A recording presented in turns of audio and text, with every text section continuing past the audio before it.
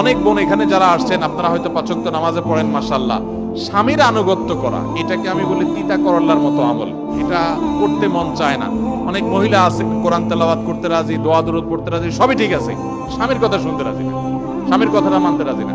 স্বামীটা যদি একটু মনে হয় একটু বেকুব সেকুব হয়, আমি একটা কথা প্রায় বলি, পৃথিবীতে বহু বুদ্ধিমান পুরুষ আছে, একটাও চালাক স্বামী নাই। কি বুঝলেন? পৃথিবীতে বহু চালাক পুরুষ আছে, কিন্তু একটাও চালাক স্বামী নেই। কারণ সব মহিলার কাছে তার স্বামীটা একটু বেকুব কিছু, যত শেয়ানা পাবলিক হোক, অনেক বড় পলিটিশিয়ান, কিন্তু ঘরের মহিলার কাছে বোকা। মহিলারা এভাবে মনে করেন। তো শয়তান তাদের কাছে এমন ভাবে এটাকে তুলে ধরে যে তারা স্বামীর আনুগত্য করতে চান না, মানতে চান না, যে সে বোকা, কি মানবো তার। এটা আমাদের জন্য একটা অ্যাসিড টেস্ট।